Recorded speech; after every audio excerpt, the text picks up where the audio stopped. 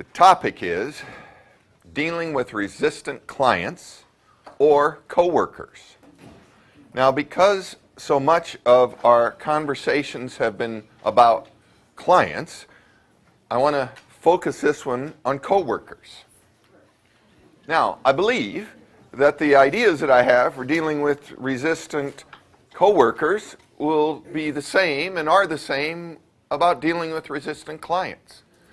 So please think about now someone who you consider to be a resistant coworker or a resistant client, either one. So just actually put somebody in your brain so that this is not just theoretical. Because like all these topics, and the purpose of this entire workshop, I'm here to help you invent. I'm not here to give you the answer. I've got 5 ideas that I'm going to present to you about dealing with resistant coworkers, which I think are the same that I would give you if we were talking about dealing with resistant clients. But please don't listen to these like the answer, but rather listen to them like, what if that were true? And if I like it, how can I write it in my own words? If I don't like it, how can I twist it around and make it something I like? And if I can't even twist it around and make it something I like, what could I think of that was totally opposite from that that might work? First is to create the relationship before the resistance occurs. Now, but we often don't. Now, we've talked about this with regard to clients a lot. Creating the relationship up front. Putting down the expectations you have. Letting the client know what they can expect of you. I think it's just as important to do that in a work environment. And that's why I had you read this article about organizational purpose and processes.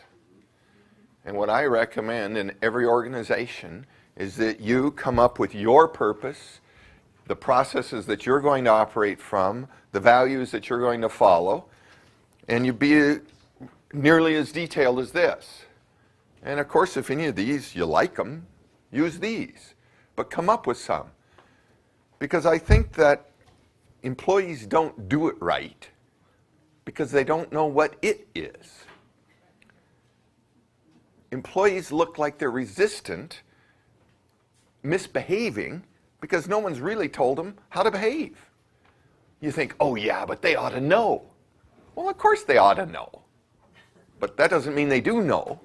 And just because they ought to, so what?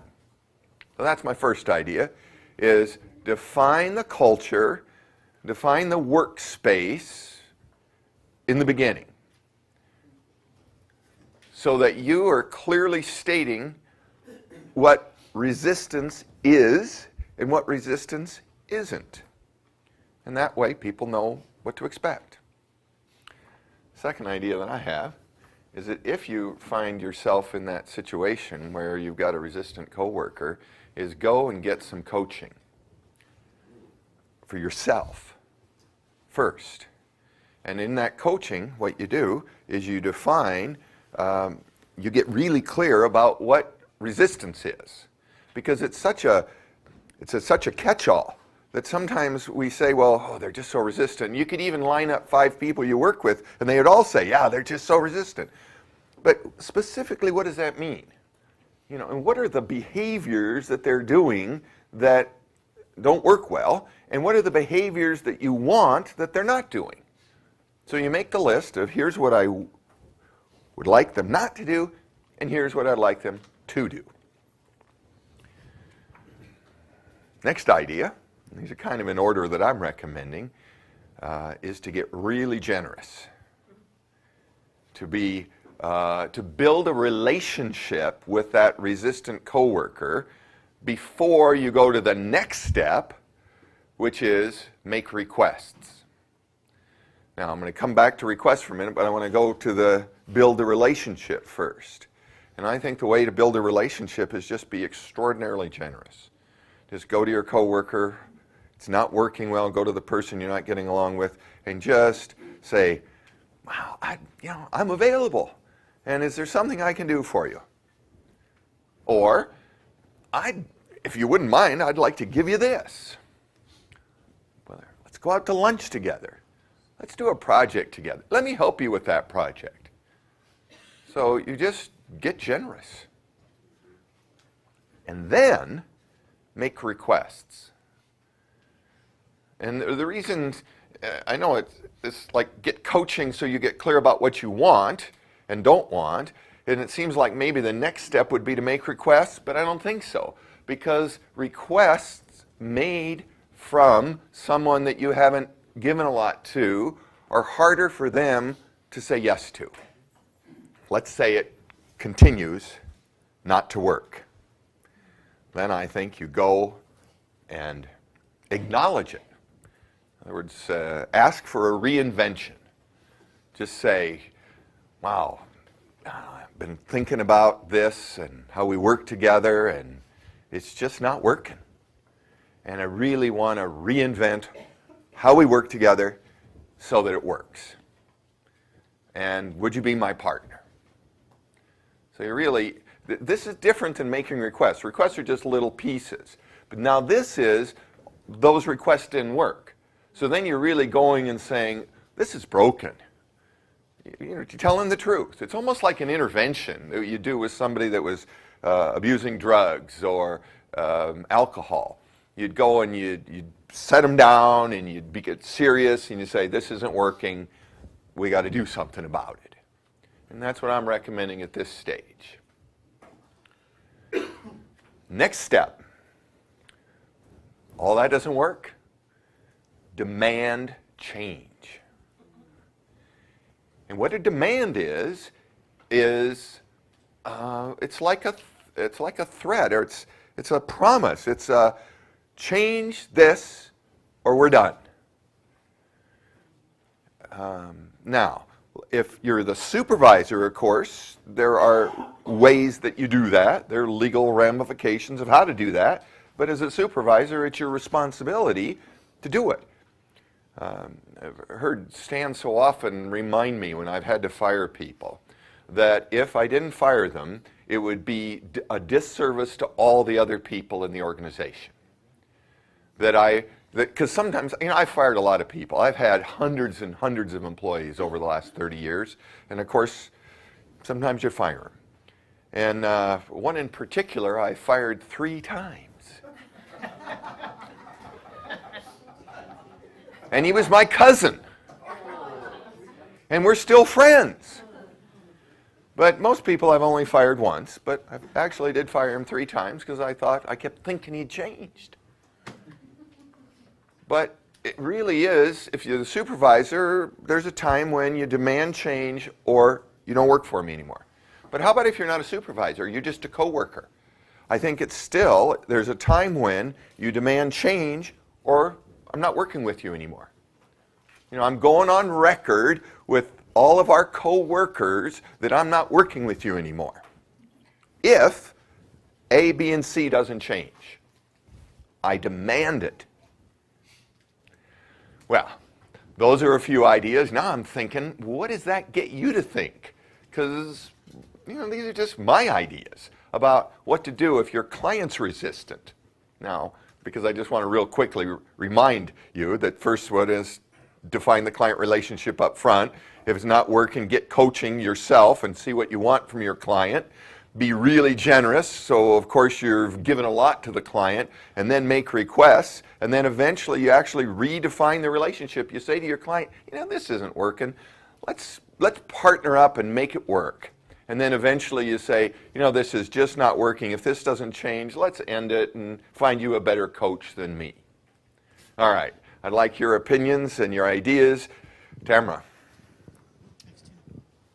Dave, I would like some clarification on getting really generous. I love the idea. And I'm assuming underneath that, I'm putting words in your mouth that you didn't say, authentically generous. Not like, oh, I'm taking you out to lunch 3 times and then I get to tell you what I really want. Kind of, not a manipulative, I'm going to be nice to you just so that I can be nice and then I'm going to get to the real stuff. So, could you explain a little bit more about what you mean by being really generous? Yeah, generous with your spirit, generous with your attention, generous with your willingness to do what that person wants. So really is a generosity of spirit, only authentic, of attention. I think that's what a lot of people want when they're being resistant. They really just want our attention. And they didn't ever learn to get it in a positive way. They got it by acting up. So you give them your attention, and then you just do nice things for them. And you do offer to help them.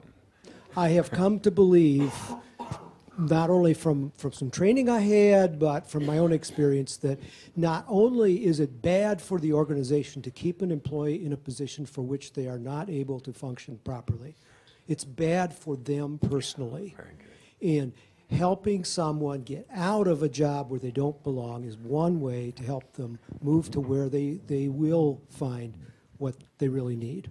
So, you know, I always feel, I haven't fired too many people, but I've felt awful about doing that. But remembering that made it easier and go better to help them to say, here's your opportunity to go where you really are going to be satisfied. Yeah. Yeah, that's a good one. It's like, I know that you don't like it here, and you're obviously not doing well here, so I want to help you find a place that you like and where you can succeed. You're fired.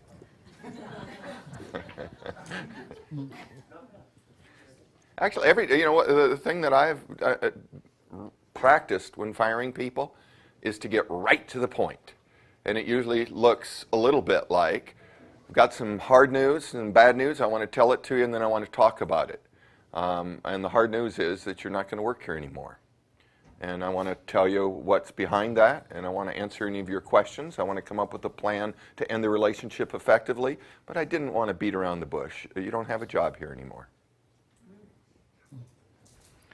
Because otherwise you stumble, and I stumbled and stammered, and it just didn't feel good.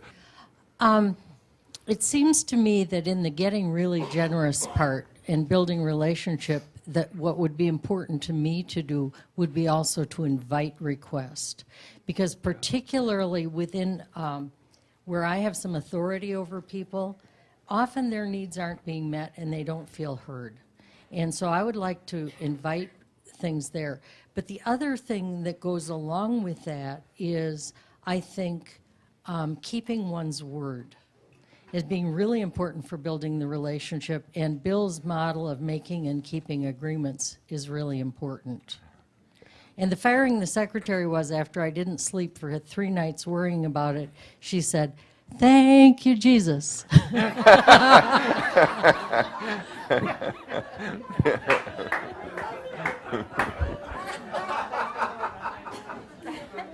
That's good. Well, Bill has really helped me with this type of situation many times, just within the last 6 months, actually. And one of the things that, you know, because I would gripe to Bill about certain coworkers, and his first response was, well, what are your expectations of them, and do they know what those are?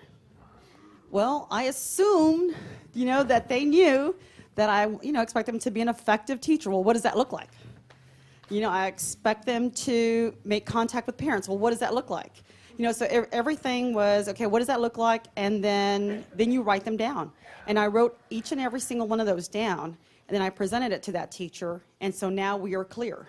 So if you don't follow these things, these are the consequences, essentially. But it's very clear. And I will tell you, it has definitely worked. That one teacher, I mean, just 180, you know, turn around. So thank you. What I like to pretend is that the people that work for me and with me want to give me what I want. I mean, like, really they do.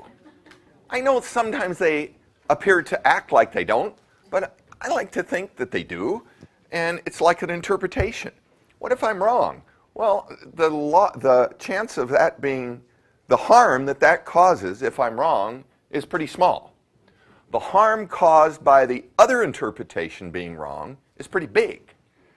So, yeah, good job. This, like what Tina said about taking responsibility for one's own part in it, I was thinking to myself that where I get into trouble is a lot of times stuff will annoy me and I'll keep it, I'll stuff it. Things will annoy me and I'll stuff it. And then I get to a place of, you know, unpleasantness such that the resistance is festered by my attitude. So it goes back to the thing that I've really been working on in this workshop, which is keen noticing of where I'm at in a situation so that I can allow for communication earlier on. Yes. Yes, yes.